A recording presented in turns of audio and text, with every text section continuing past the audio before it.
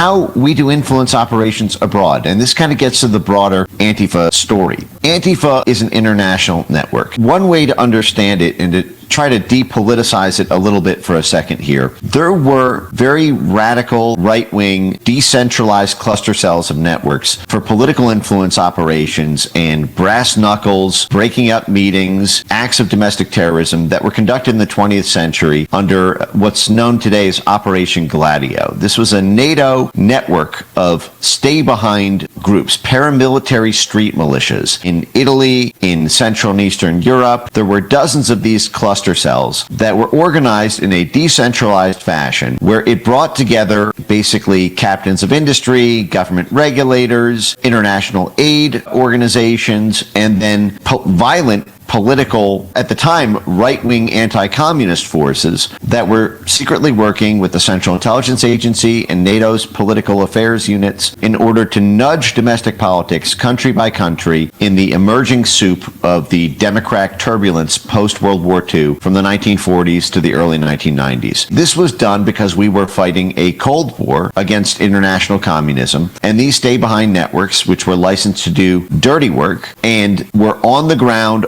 in the streets, were essentially sanctioned by U.S. and NATO intelligence to do a Department of Dirty Tricks of violent activities often in order to stop the emergence of left-wing communism. I believe the best way to understand Antifa and its various connective tissues at the foundation level, at the nonprofit level, and at the U.S. government level is as a left-wing counter-populist faction organized with a very similar structure and for a very similar purpose that the right-wing anti-communist cluster cells were set up internationally during the Cold War. The difference is the American people have not known until just the past few years that this type of structure even existed, or that we were even in a kind of second Cold War against international Trumpism in the way that there was an initial Cold War against international communism. And if you look country by country in Europe and around the world, it is impossible to disentangle the goals of Antifa and the goals of the Joe Biden, Barack Obama, CIA, State Department, and USAID. Look at, for example, what Antifa does in Germany, targeting the AfD party, the right-wing populist party there. Look at what they do in Spain, targeting the Vox party. Look at what they do in France, targeting Marine Le Pen. Look at what they do in Brazil, targeting Bolsonaro. Look at what they do in Belarus, targeting Lukashenko.